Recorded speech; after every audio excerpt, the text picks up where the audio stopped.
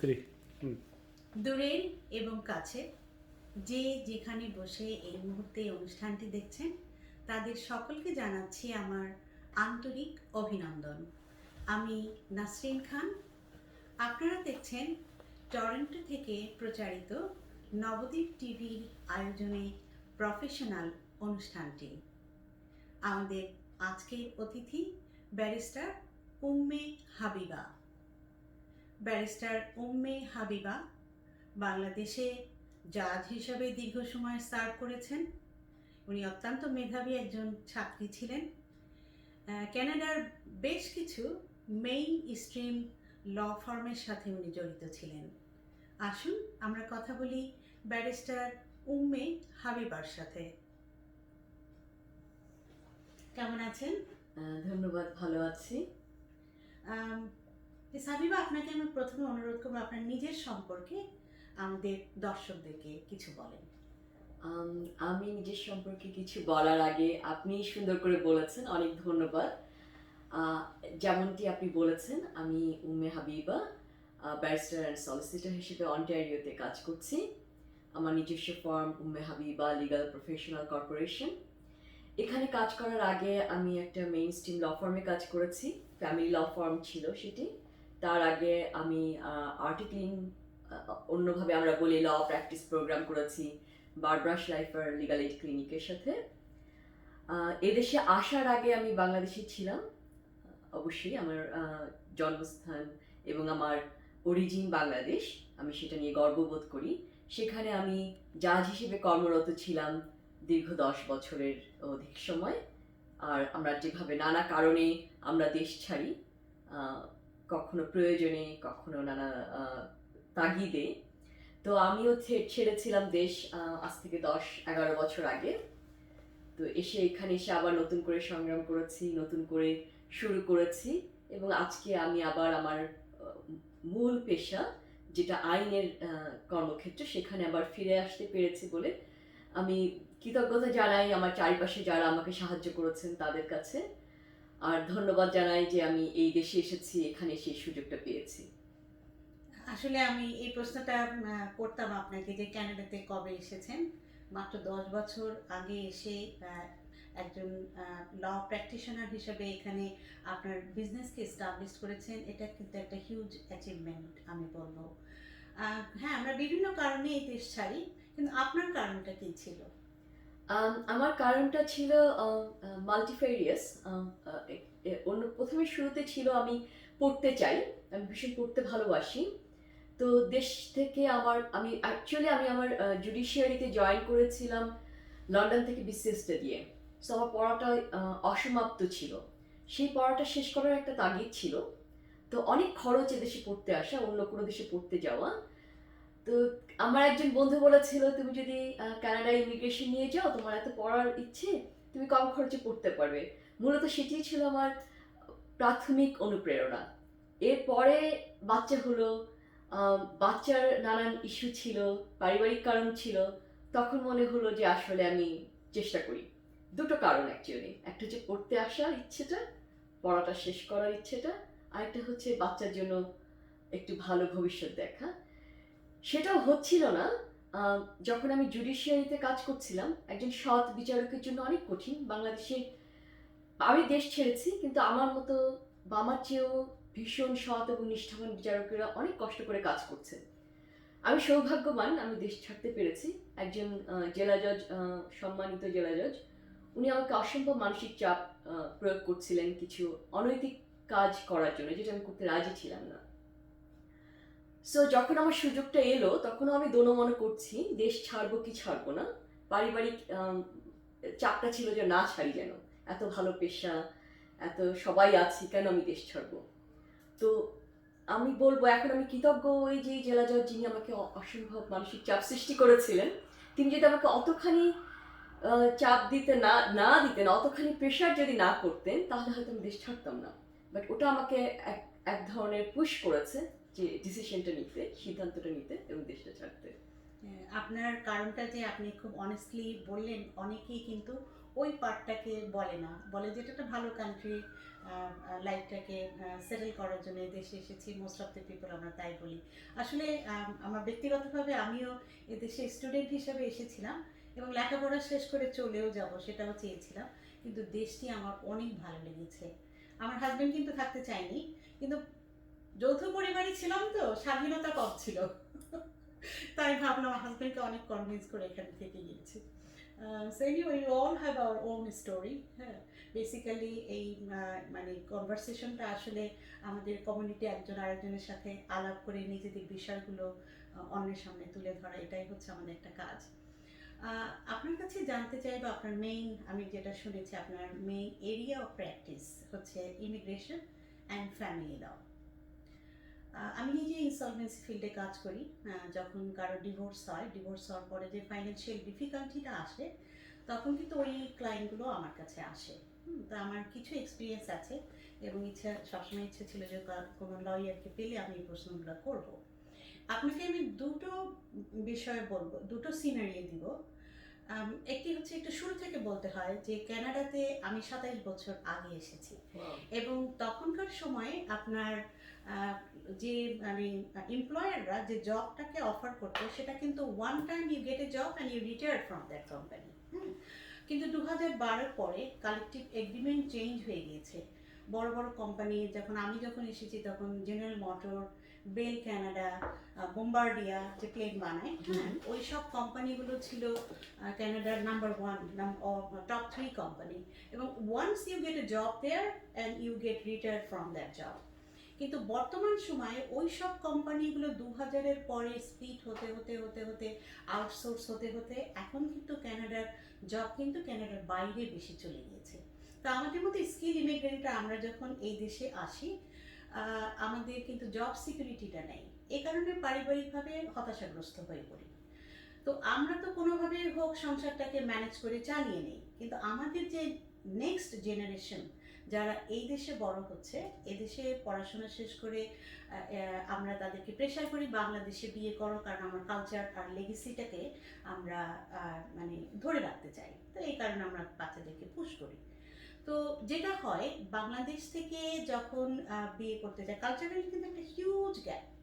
এখানে যে বাচ্চাটা বড় হয় খুব হার্ডশিপ দেখে এসছে, হ্যাঁ, আর স্কুলে গিয়ে কিন্তু তারা শিখে যে কেয়ারিং অ্যান্ড শেয়ারিং, হ্যাঁ, একটা ভালো হিউম্যানকে কিন্তু এখানকার এডুকেশন সিস্টেম তৈরি করছে। কিন্তু আমাদের দেশে কিন্তু সেটা না। আমাদের দেশে লট অফ করাপশন করে অনেক টাকা বাড়িতে নিয়ে আসছে এবং সেই টাকা দিয়ে তার বাচ্চারা রেস্টুরেন্টে যাচ্ছে, মনের মতো মানে খুশি মতো খরচ করছে, কাজের লোককে অ্যাবিউজ করছে, তাদের সব কাজ তাদেরকে দিয়ে করাচ্ছে। So they are growing up in a very very different kind of environment. তো এই দুটো মানুষ যখন একত্র হয়, দেশে বাবা মারা অনেক সিকিউরলি তাদের মেয়েদেরকে অনেক সিকিউর রাখে এবং দেনমোহর, দেনমোহর যেটা আর কি, ওটা অনেক বেশি তারা দাবি করে।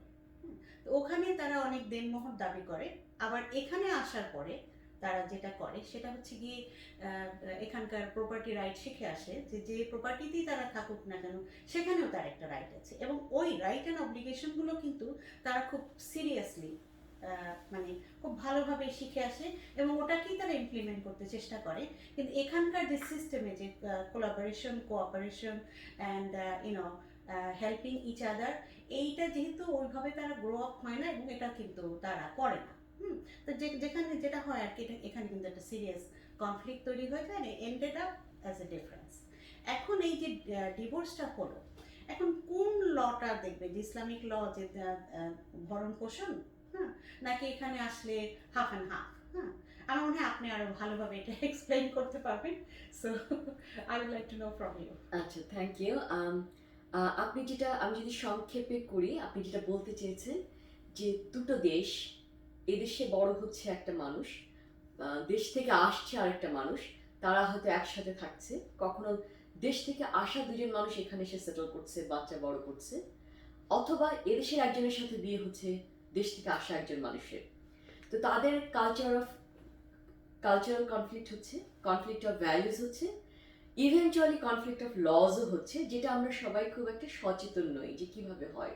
এটা একজন লয়ারের পক্ষে যতখানি জানা সম্ভব সাধারণ মানুষের পক্ষে জানা সম্ভব না। তো তারা তখন নানামুখী দ্বন্দ্ব এবং চাপের মধ্যে পড়ে। আমি সে প্রশ্নে যাবার আগে, উত্তর দেবার আগে আপনি আগের যে প্রশ্ন করেছিলেন সেখানকার শেষ থেকে শুরু করি।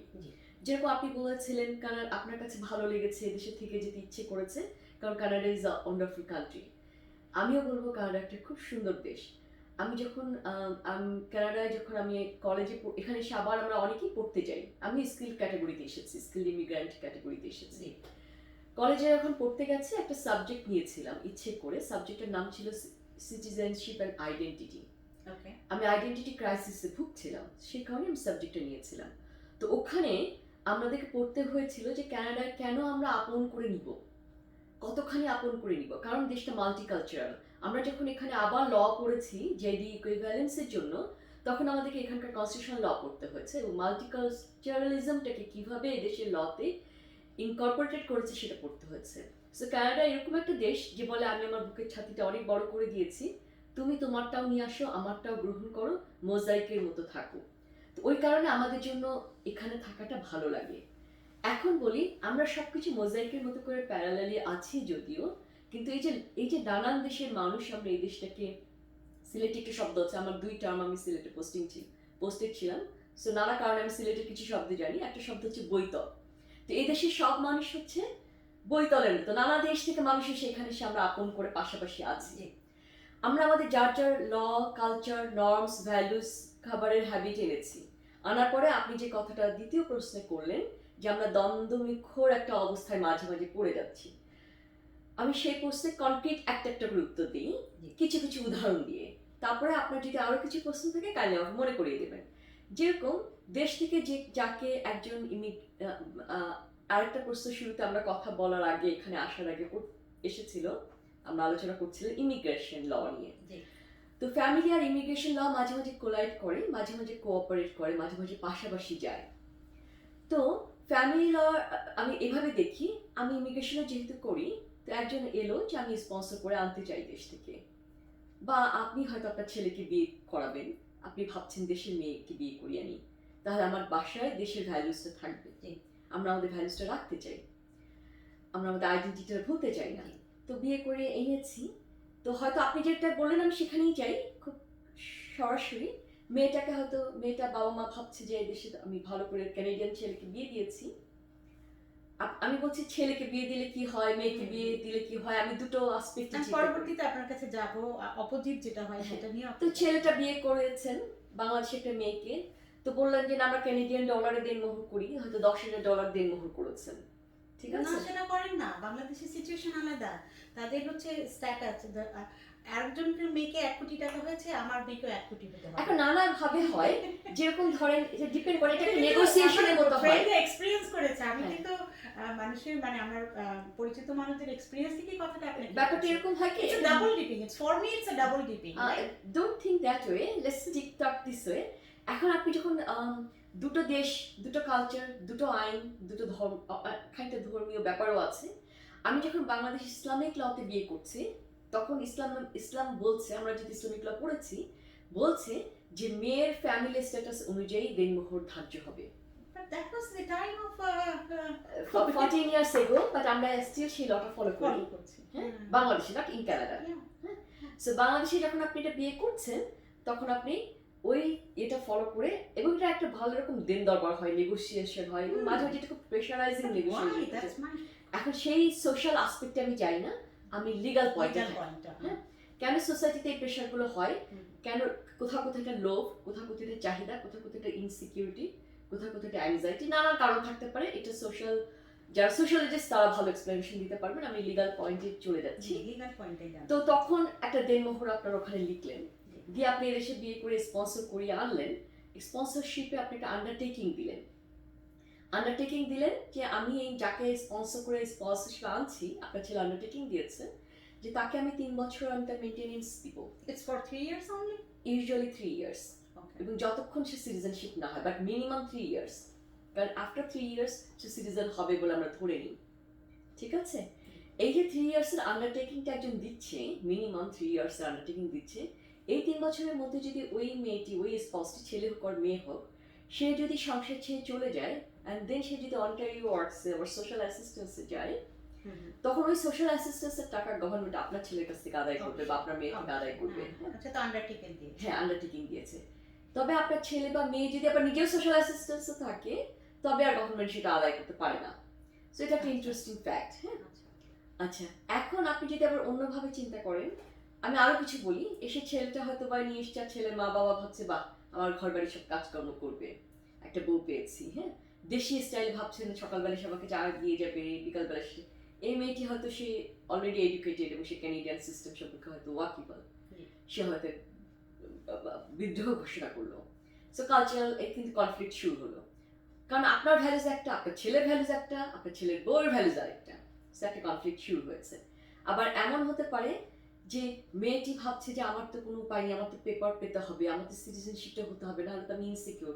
আপনারা হয়তো ভয় দেখিয়ে রেখেছেন, আপনি না, মানে আমি বলছি যেই শ্বশুর শাশুড়ি কখনো কখনো এটা করছেন, সে বলছেন যে তোমার তো পেপার হবে না, আমরা তুমি যদি আমাদের কথা মতো না চলো। আমি এরকম কেস দেখেছি, ছেলে এবং মেয়ে বোথ, হ্যাঁ, টু বি অ্যাবিউজড, যে তারা ভয় আছে, সন্ত্রস্ত আছে, তার পাসপোর্টটা সিজ করে রাখা হচ্ছে, সে কোথাও যেতে পারছে না, কমপ্লেন করতে পারছে না। এই যে ভয়টা একটা ব্যারিয়ার, এই ভয়ের মধ্যে আমরা অভ্যস্ত হয়ে গেলে খুব মুশকিল। সেটা কিন্তু ছেলে এবং মেয়ে দুজনাই মানসিকভাবে অ্যাবিউজ হতে পারে, ভয় থেকে শুরু হয় অ্যাবিউজটা, এবং ওই ডমিনেন্ট রোল এবং ডমিনেটেড রোল থেকে। ধরনের সিনারিতে আমি পরে আসছি, কারণ ওই ধরনের ক্লায়েন্টও তো আমি পেয়েছি। আরেকটা কথা বলে নিই, ওই যে দেনমোহরের কথাটা বললেন, এই দেনমোহরটা এটা কি ফ্যামিলি কোর্টে এনফোর্সেবল? হ্যাঁ, এটা এনফোর্সেবল। তবে কিছু এখনো এটা একটা grey zone, conflict of laws যেটা আছে সেটা এখনো, কানাডা ইজ এমার্জিং, রাইট? এটা এটা আরো মানে এই যে একটা ফেজ যাচ্ছে, যে বিভিন্ন দেশের মানুষ আসছে, তাদের লটা নিয়ে আসছে, সেই লটা কতখানি এনফোর্স করবে কোর্ট, সেই ক্ষেত্রে এখনো এটা একদম কনক্রিট কোনো ল, স্ট্যাচুটরি ল হয়নি, কেস লস আছে। সো কোর্ট দেখবে, কিন্তু ওটা হবে কি, তার ইকুয়ালাইজেশনের পার্ট যদি হয়ে যায়, তাহলে কিন্তু এটাকে হাজব্যান্ডের ডেট হিসেবে ক্যালকুলেটেড হয়। হাজব্যান্ড যেরকম ধরেন, আমি একটু ছোট করে যদি এক্সপ্লেইন করি, এটা একটু ইন্টারেস্টিং পয়েন্ট। হ্যাঁ, যদি না কোনো ম্যারেজ কন্ট্রাক্ট থাকে, তাহলে এটা এক্সক্লুশনে না গিয়ে এটা নেট ফ্যামিলি প্রপার্টির পার্ট হতে পারে। ওকে, একটু টেকনিক্যাল টার্মটা, এটা ব্যাপারটা এরকম যে হাজব্যান্ডের ডেট অফ ম্যারেজের যে প্রপার্টি ছিল আর ডেট অফ সেপারেশনের যে প্রপার্টি ছিল, সেটার গ্যাপটা দেখা হয়, সেটা নেট ফ্যামিলি প্রপার্টি। ওকে, ওয়াইফের ডেট অফ ম্যারেজের যে প্রপার্টি ছিল, সেপারেশনের ডেটে যে প্রপার্টি ছিল, সেটার ইনক্রিজটাকে দেখা হবে তার নেট ফ্যামিলি প্রপার্টি। তার এটা যেটা, তার একটা পাওনা receivable from the husband, that $10,000 দেনমোহর। ওকে, হাজব্যান্ডের জন্য একটা debt, the loan to the wife, তখন তার নেট ফ্যামিলি প্রপার্টি কিন্তু ডাউন হয়ে যাচ্ছে। তার তখন আর ডাবল ডিপিংটা হচ্ছে না। তার প্রপার্টি ধরেন হয়েছে, তার যা কিছু আছে সব প্লাস মাইনাস করে তার $50,000 তার প্রপার্টি ভ্যালু, ওয়াইফের হয়তো $20,000 property value, net family property. So হাজব্যান্ডের 50,000 থেকে কিন্তু তার ডেটের 10,000টা মাইনাস হয়ে যাচ্ছে, মাইনাস হয়ে গিয়ে 40,000 হচ্ছে, দেন 20,000 আর 40,000 এর ডিভিশন হচ্ছে, ডিভিশন হওয়ার পরে সে তার 50% দিচ্ছে। সো এইভাবে যদি ইকুয়ালাইজেশন হয়, তাহলে কিন্তু ডাবল ডিপিং এর ঘটনা ঘটছে না। কিন্তু যদি একটা ম্যারেজ কন্ট্রাক্ট থাকে at the time of marriage, যে না আমার এটা এক্সক্লুডেড হবে, এটা আমার পাওনা, এটা তোমার ইকুয়ালাইজেশনের পার্ট হবে না, তখন কিন্তু সে ওটাও পাচ্ছে, মেয়েটি ওটাও পাচ্ছে, সাথে আবার নেট ফ্যামিলি প্রপার্টির 50%ও পাচ্ছে। বুঝতে পেরেছেন? হ্যাঁ, বুঝতে পেরেছি। আচ্ছা, হ্যাঁ, এটাতে আমি যেটা ব্যাংক্রাপসিতে যেটা আমি এক্সপিরিয়েন্স করেছি, যখন ওই দেনমোহরের বিষয়টা থাকে না, তখন ওই ডিসচার্জগুলো কিন্তু টাইমলি হয় না। হ্যাঁ, কারণ ওখান থেকে একটা প্রপার্টি আসবে, ও ধরনের একটা হোপ থাকে যে সেগুলো না অটোমেটিকলি সারপ্লাসে চলে যায়। তো আমার সারপ্লাসে চলে যায়। তো এই কারণে আমার মনে হচ্ছে যে এই যে মানে এটা একটা খুবই একটা কনফ্লিক্টিং বিষয়। বাংলাদেশে এক সিস্টেমে বিয়ে হলেও এখানে এসে আবার এখানকার লতে ডিভোর্স হয়, সেপারেশন যা কিছু হয় এখানে লতে হচ্ছে। তো খুবই একটা কনফ্লিক্টিং একটা বিষয়। তো আপনি খুব ভালোভাবে এক্সপ্লেইন করেছেন যে বিষয়টা, বাট তারপরও অনেক মানে আপনার ইনসলভেন্সি লতে কিন্তু আবার ওটাকে আবার সারপ্লাস হিসাবে ধরে, আরেকটা কনফ্লিক্ট ওখানে তৈরি হয়। আপনি আমি এখন নেক্সট যেটা বলবো সেটা হচ্ছে, এটাও আমার কাজের মধ্যে থেকে আমি এক্সপিরিয়েন্স করেছি, যেখানে একটা স্মল বিজনেস আছে, বাংলাদেশ থেকে একটা মেয়েকে বিয়ে করিয়ে নিয়ে এসে ওই কাজটার মধ্যে তাকে 24/7 দিয়ে দিল। তারপরে যেটা হয় যে 3 বছর লাগবে ইমিগ্রেশন হতে, ওই 3 বছরের মধ্যে বিভিন্ন ফাইন্যান্সিয়াল বার্ডেন তার মাথায় চাপানো হয়। আমি দেখেছি নিজের ম্যাট্রিমোনিয়াল বাড়ি, বোনের বাড়ি, আরেকজনের বাড়ি, সব বাড়ি তার নামে কেনা হয়েছে। বিজনেসের বিশাল ধরনের এক লোন তার নামে হয়েছে। এবং এই ধরনের আমি দুটো কেস দেখেছি, খুবই ইয়াং মেয়ে, একটা প্রায় 19 ইয়ার্স, হ্যাঁ, আরেকটা মেয়ে ছিল আরও ইয়াং। তাদের মাথায় হাতে মিলিয়নের মতো debt, and they know nothing about it. এবং তাদের টাকা পয়সাও নেই যে বড় লয়ার ধরে এক্সিকিউশন বা অন্যগুলোকে ডিল করবে। They have no money, they are in welfare. After their divorce they are in welfare, they don't know where to go and how to fight. তো এই ধরনের যে সিচুয়েশনগুলো হচ্ছে, এবং অবভিয়াসলি যখন তারা লয়ারের কাছে যায় তাদের অনেক টাকা পয়সা লয়ারকে দিতে হয়, এবং এটা তারা অ্যাফোর্ড করতে পারে না, এবং তারা কিন্তু ওখানেই বসে থাকে। তো এই ধরনের যারা সিচুয়েশন আছে তারা কি ধরনের হেল্প, আইনের সহযোগিতা কানাডাতে পেতে পারে তাদের প্রবলেমগুলোকে রিজলভ করার? এটা একটা আপনি যে সিচুয়েশনটা বলছেন এটা হচ্ছে, আমি যে ধরনের সিচুয়েশন আমি আমার কাছে আসে তার মধ্যে যদি আমি ক্যাটেগরাইজ করি, এটা হবে জটিলতম পরিস্থিতি।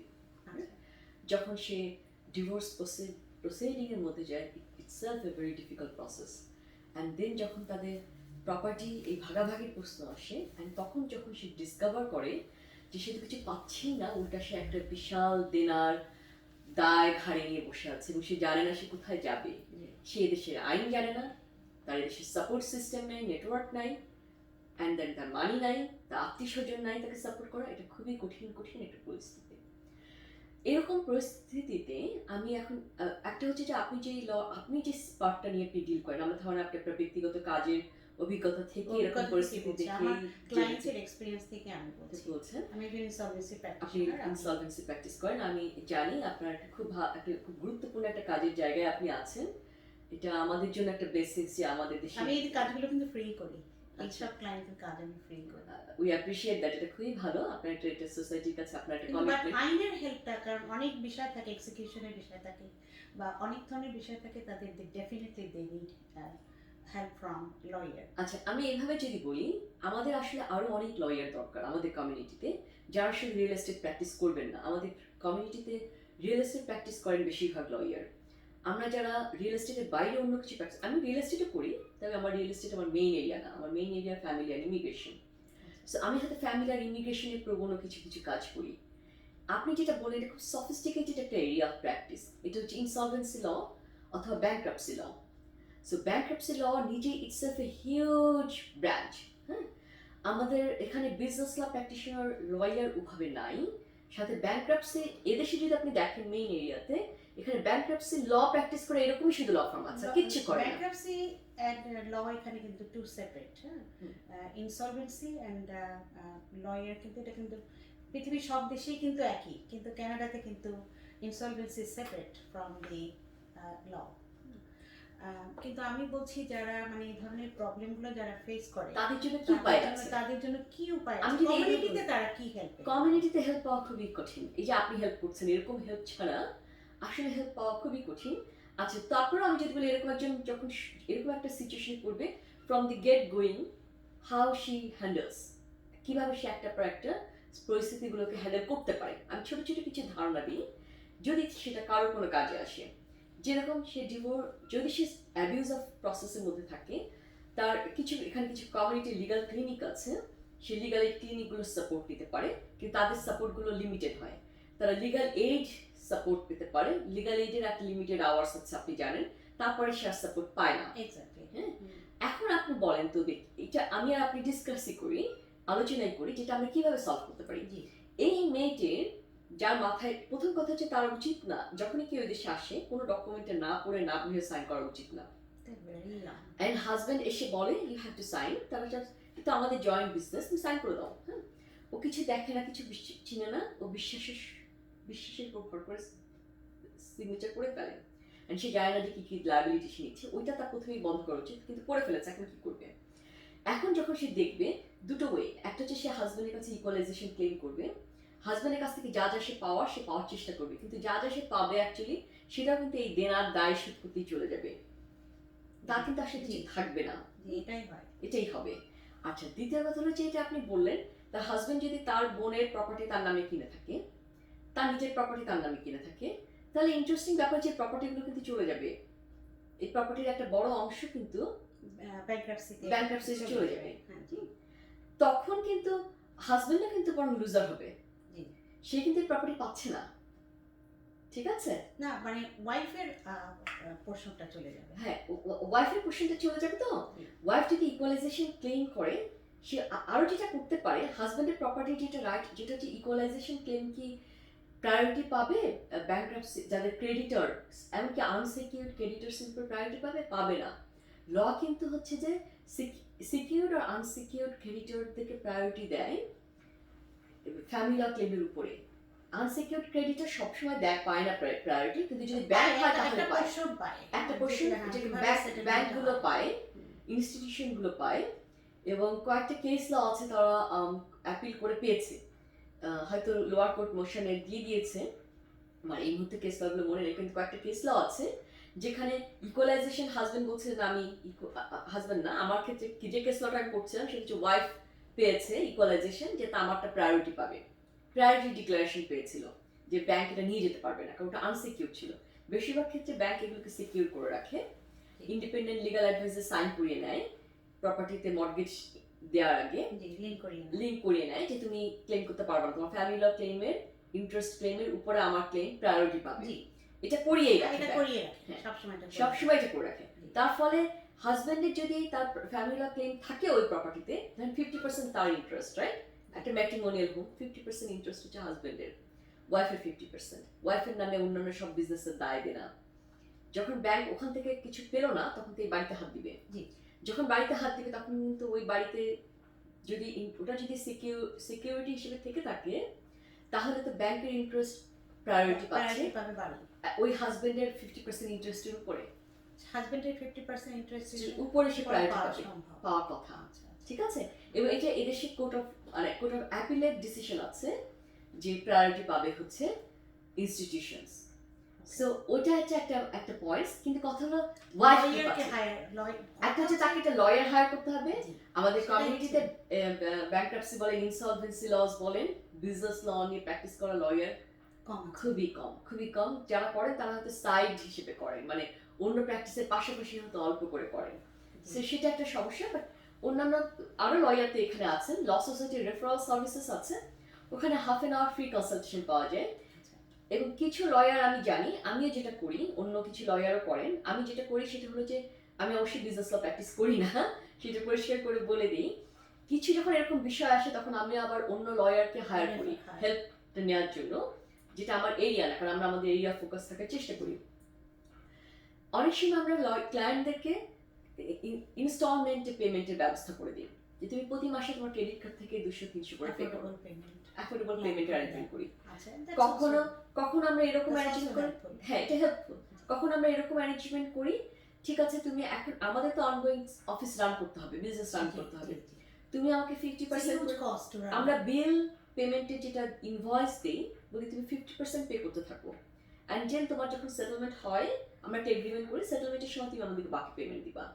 কিন্তু এটা কিন্তু কন্টিনজেন্সি না, কারণ আমরা ফ্যামিলিতে কন্টিনজেন্সি করতে পারি না। কন্টিনজেন্সি কানাডাতে খুব একটা বেশি সিভিল লিটিগেশনে আছে, পার্সোনাল ইনজুরিতে আছে, কিন্তু ক্রিমিনাল ল এন্ড ফ্যামিলি লতে আমরা কন্টিনজেন্সি করতেই পারি না।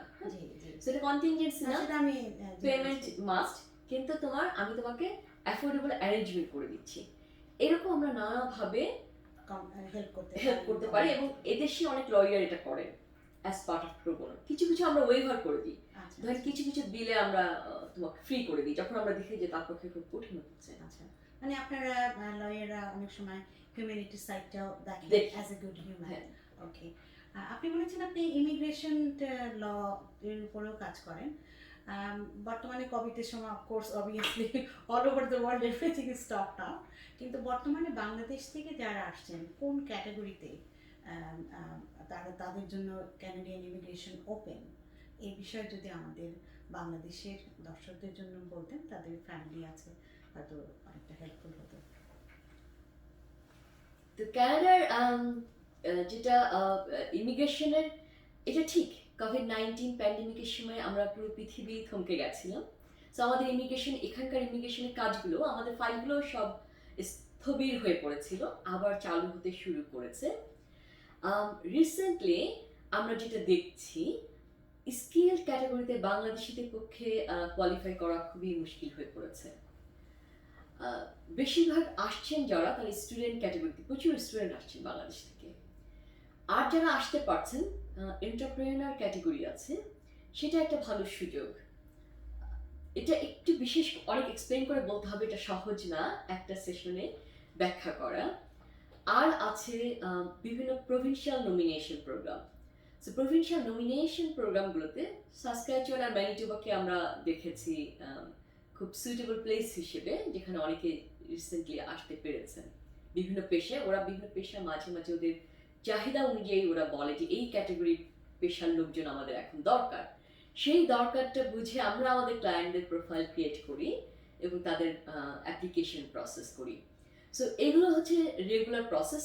কিছু আরও কাজ আছে যেখানে আসার ভালো সুযোগ আছে, কিন্তু বাঙালিরা আমরা ট্রেড ফোকাসড না, আমরা সবাই হায়ার এডুকেশন চাই। কিন্তু এদেশে প্লাম্বার, ইলেকট্রিশিয়ান, এই ধরনের পেশায় অনেক ডিমান্ড আছে। আর একটা ইন্টারেস্টিং প্রজেক্ট আছে, এটা হচ্ছে কেয়ার গিভারদের পাইলট প্রজেক্ট আছে, যেটাতে ফিলিপিনোসরা প্রচুর আসছেন। সেই কেয়ার গিভারদের পাইলট প্রজেক্টটা খুবই, এটা আমার কাছে মনে হয় খুব ভালো একটা প্রজেক্ট। কিন্তু যেহেতু আমরা বাংলাদেশের সবাই হায়ার এডুকেশনে যাই, আমরা কেউ ভাবতে পারি না যে আমরা কেয়ার গিভার হিসেবে আসবো। কিন্তু এটা খুব ভালো, কাজের কোনো ছোট বড় নেই। আমি এদেশে এসে যখন আমি পড়াশোনা করেছি, বাচ্চাকে নিয়ে একলা পেরেছি, অনেক কষ্টের মধ্যে দিয়ে গেছি, তখন আমি টিম হর্টনসে, এই যে টিম হর্টনসের কফিটা আমি খাচ্ছি, এই কফি শপে আমি কাজ করেছি, আমিও করেছি, ব্রুমিং করেছি, ময়লা পরিষ্কার করেছি, ডলার আমাতে কাজ করেছি। সো কোনো কাজের যদি আমরা ছোট বড় প্রভেদ না করি, তাহলে এই caregiver can be a very good stream for Bangladeshi women আর men both to come to Canada. আমি একটু এটা এক্সপ্লেন করে দিই। কেয়ার গিভারদের প্রজেক্টে এরকম, যদি এমনকি কোনো স্ট্রিনজেন্ট MLIA প্রসেস লাগছে না, লেবার মার্কেট ইম্প্যাক্ট অ্যাসেসমেন্ট, এটা লাগছে না, LMIA করা লাগছে না, যেটা খুব expensive and long procedural matter, সেটা লাগছে না। এবং আপনার IELTS অনেক হাই হতে হচ্ছে না। আপনার যদি একটা কেয়ার গিভিং আর চাইল্ড কেয়ার অথবা এল্ডার কেয়ার এরকম ধরনের কোনো পড়াশোনা থাকে, কোনো সার্টিফিকেশন থাকে, কিছু ওয়ার্ক এক্সপিরিয়েন্স থাকে, আর মিনিমাম 4-5 IELTS স্কোর থাকে, ইউ মে কোয়ালিফাই। অ্যান্ড যদি আপনার এখানে একজন এমপ্লয়ার থাকে, এই এমপ্লয়ারকে কোনো ওপেন ওয়ার্ক পারমিট, আপনি চলে আসেন, আপনি কিছুদিনের মধ্যে আপনার ফুল ফ্যামিলিকে আপনি নিয়ে আসতে পারছেন স্পন্সর করে। অ্যান্ড দেন আপনি 2 বছর যদি এই কাজটা করেন, কেয়ার গিভারের কাজ করেন, তাহলে এই 2 বছর পরে আপনি পিআরের, সরাসরি পিআরের জন্য আপনার ফুল ফ্যামিলির জন্য আপনি অ্যাপ্লাই করতে পারছেন। এমনকি ফুল ফ্যামিলি না নিয়ে এসেও দেশে রেখে এসেছেন, আপনি এখানে একলা কাজ করছেন, পুরো পরিবারকে আপনি স্পন্সর করে আনতে পারছেন। সো এটা একটা খুব ভালো স্ট্রিম। আরও কিছুদিন পরপরই ইমিগ্রেশনে ঘোষণা দেয়। সো আরও কিছু প্রজেক্ট আছে। সো এই মুহূর্তে এই স্কিল ক্যাটাগরিতে, যেরকম প্লাম্বার, ইলেকট্রিশিয়ান, যেগুলোতে মানুষকে দরকার হয়, ট্রেড স্কিল ট্রেড যেটা, সেখানে মানুষকে দরকার হয়। কিছু রুরাল প্রজেক্ট আছে, রুরাল প্রজেক্ট যেরকম সাববাড়িতে ওদের এমপ্লয়াররা যাদেরকে অফার করবে, তো সেখানে সরাসরি অ্যাপ্লাই করতে হয়। তো সাববাড়িতে খনিতে যারা কাজ করে অথবা যাদের এক্সপিরিয়েন্স আছে তাদেরকে নিবে। আবার যদি আপনি থান্ডার বেতে যান, সেখানে আরেকটা ক্যাটাগরি আছে, তাদের যে ধরনের ডিমান্ড আছে, এটাকে বলা হচ্ছে rural programme, rural nomination, rural immigration programme. So এই প্রোগ্রামে কিন্তু স্পেসিফিক একটা জব অফার লেটার লাগে।